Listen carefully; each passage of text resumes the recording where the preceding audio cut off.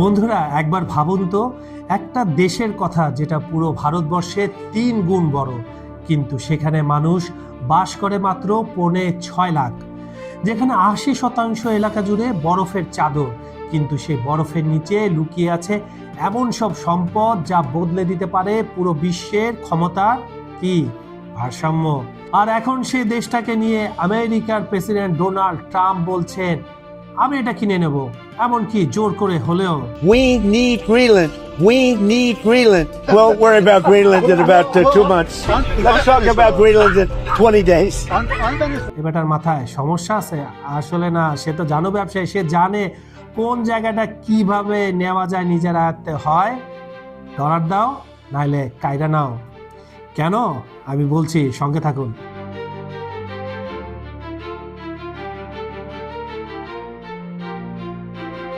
এটা কোনো অবাস্তব গল্প নয়, এটা 2026 সালের বাস্তবতা। আমরা এখন যে পৃথিবীতে বাস করছি সেটা দ্রুত গরম হচ্ছে। অনেক আগে থেকেই বলা হচ্ছে, কি বলা হচ্ছে? Green house effect. আর এই গরম হওয়াটা সবচেয়ে বেশি হচ্ছে কোথায় কোথায় আপনারা জানেন?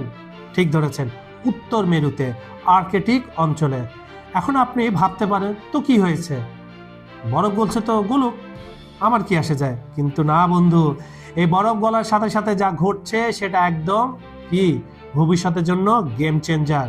প্রথমে সংখ্যাটা দেখুন। গত 5 বছরে আর্কটিকে গড়ে বরফের পরিমাণ ছিল 46 লাখ বর্গ কিলোমিটার। এই বরফ গলার কারণে এখন 3টা জিনিস হচ্ছে যা পুরো বিশ্ব রাজনীতি বদলে দিচ্ছে। তাহলে দেরি না করে বন্ধুরা শুরু করি। গ্রিনল্যান্ড যেখানে বরফ গলছে সেখানে শুরু হচ্ছে নতুন কোল্ড ওয়ার। প্রথম জিনিসটা হচ্ছে নতুন সমুদ্র পথ খুলে যাচ্ছে। কখন, কিভাবে, তা তো একটু জানা দরকার, তাই না বন্ধুরা? চলুন তাহলে জেনে আসি। এখন আপনি যদি ইউরোপ থেকে পণ্যবাহী মাল পাঠাতে চান চীন বা জাপানে, আপনাকে কোন পথে যেতে হয়? সুয়েজ খাল দিয়ে, তাই না? ঠিক ধরেছেন। অথবা আফ্রিকা ঘুরে কেপ অফ গুড হোপ দিয়ে। লম্বা পথ, সময় লাগে অনেক, খরচও অটোমেটিকলি বেড়ে যায়। যে পণ্য আপনি কম দামে আপনার বাজারে ছাড়তে পারতেন সেটা দ্বিগুণ হয়। সবশেষে ক্ষতি হয় কাদের? আমার আপনার, মানে সাধারণ জনগণের। কিন্তু এখন বরফ গলার কারণে তৈরি হচ্ছে 3টা একদম নতুন রুট। নাম্বার 1 রুটটা কি? Northern sea route. এটা যায় রাশিয়ার আর্কটিক উপকূল ধরে। আর্কটিক যে আছে রাশিয়ার আছে তার উপকূল ঘেঁষে যায়। আর এই রুটটাকে রাশিয়া দেখছে তাদের ভবিষ্যৎ হিসাবে। 2025 সালে ইস্তাম্বুল ব্রিজ নামে একটা কন্টেইনার জাহাজ এই পথ ব্যবহার করে চীনের নিংমো থেকে যুক্তরাজ্যের ফ্যালিফোস্ট পৌঁছেছিল মাত্র 20 দিনে। এটা কি ভাবা যায়? চিন্তা করুন, সুয়েজ ক্যানাল দিয়ে গেলে এতে লাগতো কত? 35 থেকে 40 দিন, সেখানে অর্ধেক দিনে। চীন এই রুটকে বলছে পোলার সিল্ক রোড, মানে উত্তর মেরুর silk road. Number 2 north West passage. এটা যায় কানাডার আর্কটিক দ্বীপগুলোর মধ্য দিয়ে। কানাডা বলছে এটা তাদের অভ্যন্তরীণ জলপথ, কিন্তু আমেরিকা বলছে নো নো, এটা আন্তর্জাতিক পথ, এটা ছেড়ে দিতে হবে। Number 3 central Arctic route. এটা এখনো ভবিষ্যতের পরিকল্পনা। তবে একটা কথা মনে রাখবেন, এই পথগুলো এখনো পুরোপুরি কিন্তু নিরাপদ নয়। নরওয়ের একজন বিশেষজ্ঞ বলেছেন, এমনকি গ্রীষ্মকালে, মানে গরমকালেও এখানে মাঝে মধ্যে জাহাজ বরফে আটকে যায়।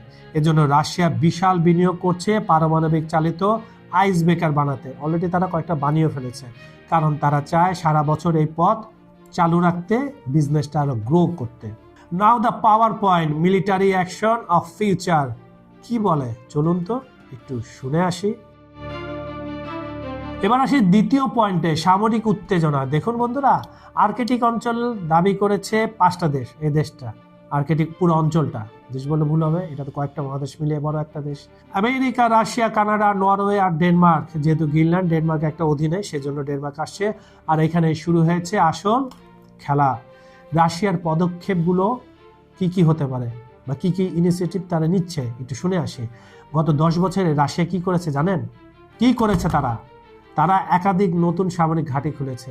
পুরনো সোভিয়েত আমলের বিমান ঘাঁটিগুলো আবার চালু করেছে, কারণ তারা জানে যে এই অঞ্চলে নিয়ন্ত্রণ করবে ভবিষ্যতের বাণিজ্যের পথ, মানে সব জায়গায় এইটা মানি।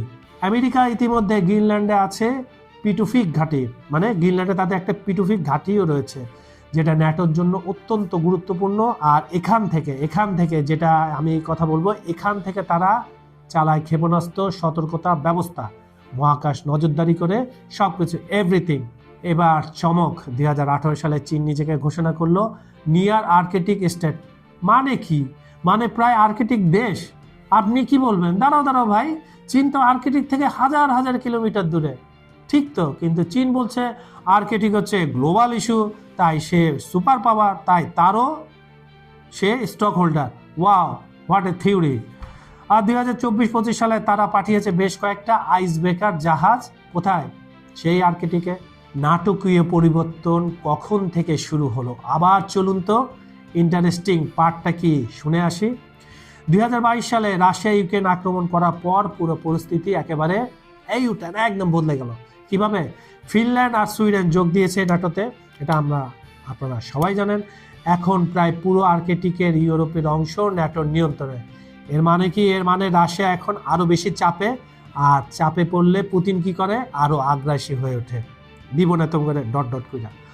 একজন বিশেষজ্ঞ বলেছেন গত 10 থেকে 15 বছরে আর্কটিকে সামরিক আগ্রহ নাটকীয়ভাবে বেড়েছে, আর ন্যাটো দেশগুলো বসে নেই। তারা নতুন আইস ব্রেকার বানাচ্ছে, নৌবাহিনী জোরদার করছে। মানে বুঝলেন তো, ঠান্ডা অঞ্চলে শুরু হয়েছে নতুন ঠান্ডা যুদ্ধ। ঠিক ধরেছেন। এবার তৃতীয় আর সবচেয়ে গুরুত্বপূর্ণ পয়েন্ট, রেয়ার আর্থ মিনারেলস বা দুর্লভ খনিজ। দেখুন, আপনার হাতের যে স্মার্টফোন, এখন খবর সংযোগের যে ভিডিওটা আপনি দেখছেন, সেই স্মার্টফোন ল্যাপটপ দিয়ে আপনার বন্ধুটা যে এখন খবর সংযোগের এই ভিডিওটা দেখছে, তার ল্যাপটপ, ইলেকট্রনিক গাড়ি যেটা ব্যবহার করে সবাই, সোলার প্যানেল, বিদ্যুৎ জ্বলে, মিসাইল, এটা বলবো না কে ব্যবহার করে, স্যাটেলাইট আমরা সবাই ব্যবহার করি, সব কিছুতে লাগে এই রেয়ার আর্থ মিনারেলস। এগুলো ছাড়া আধুনিক প্রযুক্তি একেবারে ডাউন, বসে যাবে, সব ডেড। আর এই খনিজ সবচেয়ে বেশি কোথায়? আর এই খনিজটা সবচেয়ে বেশি কোথায় কোথায় কোথায়? ঠিক ধরেছেন বন্ধুরা, চীনে।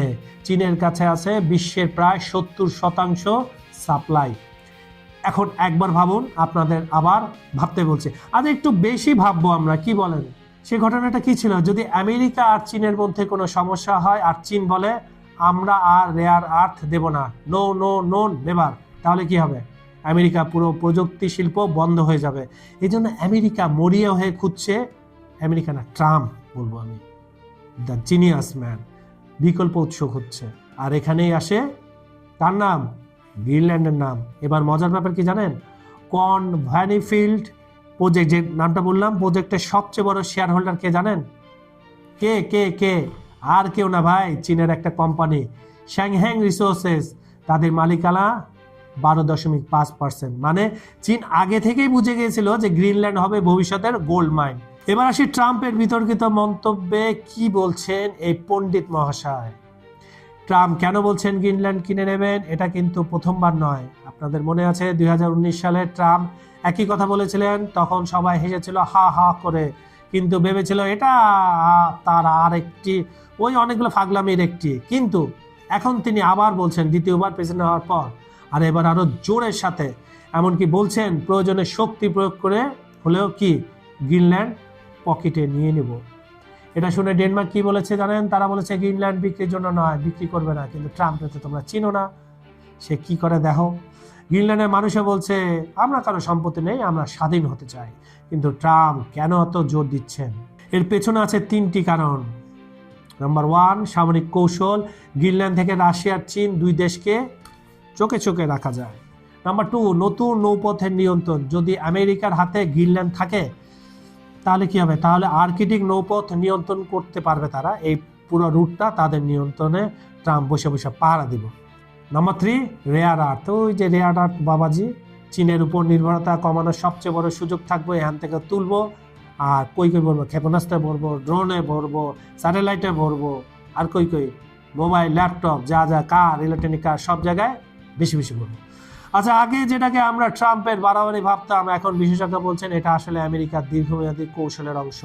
কিন্তু এখানে একটা বিশাল সমস্যা আছে। গ্রিনল্যান্ড ডেনমার্কের অধীনে, আর ডেনমার্ক হচ্ছে আমেরিকার ন্যাটো বন্ধু। এই ন্যাটো কথা এখানেও হান্দাইছে, এলার কোনো কাজ নাই, এই কিছু হলে ন্যাটো হান্দাই যায়। আচ্ছা, কেন হান্দাইলে দেখি একটু দেখে আসি। এখন নিজের বন্ধুর কাছ থেকে জোর করে কিছু নিতে চাওয়া, এটা কি ঠিক হবে? এতে কি ন্যাটো দুর্বল হবে না?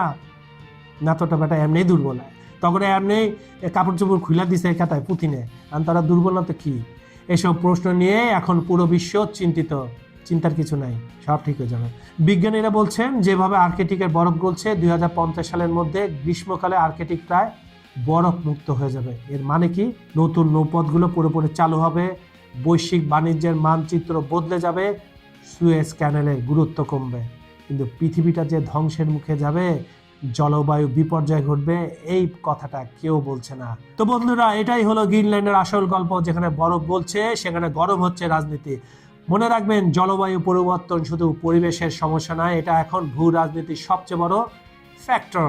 আর গ্রিনল্যান্ড সেটা হয়ে উঠেছে 21 শতকের সবচেয়ে গুরুত্বপূর্ণ ভূ রাজনৈতিক ব্যাটেল গ্রাউন্ড। এই ভিডিও যে আমি এতক্ষণ আপনাদের সঙ্গে নিয়ে বানালাম, ভালো লাগলে লাইক করুন, অবশ্যই ভালো লাগবে, ইনশাআল্লাহ ভালো লাগবে। শেয়ার করুন আর কমেন্টে জানান আপনি কি মনে করেন, ট্রাম্প সত্যি গ্রিনল্যান্ড কেনার চেষ্টা করবেন নাকি চীন রাশিয়া এটা টেনে নিয়ে যাবে? চ্যানেলটা সাবস্ক্রাইব করে বেল আইকনে ক্লিক করে রাখুন যাতে নতুন ভিডিও মিস না হয়। অনুষ্ঠানটি আপনারা পৃথিবীর কোন প্রান্ত থেকে দেখছেন কমেন্টে জানান, আমরা আপনার মতামত শুনতে চাই। বিজ্ঞাপন ও প্রমোশনের জন্য ডেসক্রিপশনে দেওয়া নাম্বারে যোগাযোগ করতে পারেন। শেষ করার আগে একটা কথা বলি, গতকাল আমি একটা ভিডিও বানিয়েছিলাম, সে ভিডিওটা ছিল, আপনারা এখন পর্যন্ত যারা দেখেননি সেই ভিডিওটা দেখে নেবেন। সে ভিডিওটা ছিল তৃতীয় বিশ্বযুদ্ধ কি 2026 সালেই হবে? এখনো পর্যন্ত যারা দেখেননি প্লিজ রিকোয়েস্ট করছি দেখে ফেলুন, মজা পাবেন, অনেক তথ্য জানতে পারবেন। আজ এই পর্যন্ত আমি কাজল হায়দার বিদায় নিচ্ছি। ভালো থাকুন, নিরাপদে থাকুন, আল্লাহ হাফেজ, ধন্যবাদ সবাইকে।